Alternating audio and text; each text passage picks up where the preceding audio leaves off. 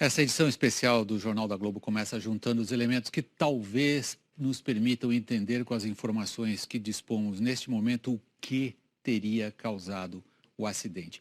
Imagens que chegaram há pouco por redes sociais dão conta do ponto de impacto inicial do avião que trazia o time da Chapecoense nos morros perto de Medellín. Essas imagens foram feitas provavelmente com um helicóptero militar colombiano, não estão identificadas. Percebam que uma das asas já ficou ali no topo do morro. Vocês que o dia inteiro provavelmente acompanharam imagens feitas bem próximas do local do acidente, vão ter uma surpresa agora. O avião bateu ali e o que a gente viu em todas as fotos é onde os restos acabaram parando. Vocês têm uma ideia da energia que esse impacto envolveu. Esta altitude é um pouco abaixo da altitude que ele devia estar mantendo e é o que nós vamos tentar entender agora. Vamos ver as evidências, como eu disse antes, que estão à nossa disposição para a gente tentar entender o que aconteceu. Vamos estruturar um pouco a nossa análise a partir da máquina, a partir do avião. Este avião é considerado uma boa máquina para o que ele foi desenhado para fazer. Ele não foi desenhado para voar muito longe, levando muita gente em grande altitude. Percebam, pelos números dele, vocês podem imediatamente entender para que esse avião existiu. A velocidade dele não é muito alta para um jato, 555 km/h. A altitude ao qual ele normalmente chega também não é muito alta para um jato, 10.600 metros. O alcance dele, para uma aeronave desse tamanho, é relativamente pequeno, porque, embora ele fosse o avião da família real inglesa, ele era um avião pensado para ser usado em distâncias curtas na Europa.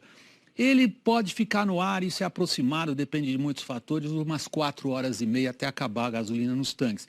E ele tira do chão 43 toneladas. Para que vocês tenham uma ideia, qualquer um desses aviões mais populares em uso no Brasil tira quase o dobro de peso do chão. Vamos ver a rota que esse avião estava fazendo. Ela já foi calculada aqui de acordo com as estradas aéreas, as airways, e era uma rota de 2.985 quilômetros. Qual era a autonomia dele que vocês leram lá? 3.000 quilômetros, ou seja, 15 quilômetros para uma máquina dessas de diferença não é nada. Este número é importante porque ele existe, não é especulação. O tempo no ar aproximado que um avião desses fica é em torno de 4 horas e meia. Quando ele chegou próximo a Medellín, ele já tinha voado 4 horas e 15 minutos. 15 minutos de reserva de combustível é bem pouco. Qualquer piloto vai dar razão quando ouve uma afirmação dessas. Vamos ver lá o que aconteceu em Medellín. Ele se aproximava de Medellín, mas não estava sozinho. Outros aviões também estavam se aproximando desse aeroporto. Por este setor aqui vindo do Brasil, o avião que levava o time da Chapecoense, outros 2 aviões que vinham de Bogotá. Agora, interessante é o que aconteceu aqui. Esta aeronave estava voando em direção ao Caribe e o piloto teve um sinal a bordo de vazamento de combustível. O que ele fez? Pediu prioridade para pousar no aeroporto de Medellín. O controlador fez o óbvio, deu a prioridade para ele e colocou os outros, fazendo aquilo que em linguagem aeronáutica se chama espera, órbita. Quem voa muito no Brasil já fez isso várias vezes por causa de tráfego aéreo. Enquanto o aeroporto estava suspenso, se havia um aviso de derramamento de combustível, eles tinham que olhar se a pista não estava contaminada com combustível. Os aviões em espera eram 3. E o avião da Chapecoense, o terceiro na fila. Com isso, provavelmente, o piloto não contou, aumentou o tempo dele. Cada volta dessas dura 4 minutos. Ele já estava na segunda, ele já estava a 8 minutos, a 21 mil pés, que é uma altitude bastante grande para quem vai pousar, esperando a vez dele, em silêncio. Notem, essa está à disposição na internet, quem gosta de aviação acompanha, é o site Flight Radar 24, que recebe os sinais do transponder e mostra o avião da Chapecoense fazendo as voltas, que são exatamente as voltas que vocês podem verificar aqui na carta de pouso, que é a carta que o piloto estava usando naquele momento. Notem como é perfeitamente simétrico o que ele está fazendo, o que ele está lá.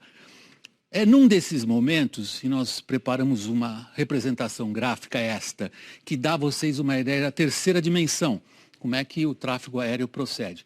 Ao terminar a terceira volta, ele declara a emergência ao controlador por dificuldades com combustível. Ele diz ao controlador que ele tem que ser passado na frente, porque ele precisa pousar logo, o combustível vai acabar. Neste momento, ele inicia uma descida muito rápida. Os outros 2 aviões acompanharam e reportaram, a gente ouviu esses áudios um pouco dos outros pilotos, dizendo que eles estavam assustados e com pressa. E é quando ele declara, o que vocês ouviram no noticiário hoje, uma falha elétrica. Para os pilotos com os quais eu conversei e que já tiveram a oportunidade de pilotar esse avião, é óbvio que ele teria uma falha elétrica. Quando os motores param por falta de gasolina, para o gerador de energia elétrica, ele perde o painel. É quando este piloto deste avião começa a pedir para o controlador de Medellín, outros áudios que nós ouvimos também, por favor, nos ajudem a encontrar o caminho do aeroporto. Eles estão às cegas, o avião está descendo rápido, ele está provavelmente sem os motores funcionando e sem saber exatamente onde está a pista. O controlador tinha dado a ele uma altitude mínima, em torno de 10 mil pés. Porém, ele já estava a 9 mil e passando perto de morros que tinham quase aquela altitude. Uns 8.500 pés, desculpem eu não falar em metros, é porque na linguagem da aviação se fala sempre em pés, mas o que importa aí é a proporção. Ele estava muito baixo e aí vocês veem o resultado. Por muito pouco ele talvez tivesse escapado, a direção de voo dele era mais ou menos para lá, ele deixou a asa direita aqui, provavelmente capotou, e essas, que nesse momento deviam ser em torno de 30 toneladas, trafegando a mais ou menos uns 200 km por hora. Vocês têm ideia da energia e do milagre que é alguns terem conseguido escapar com vida.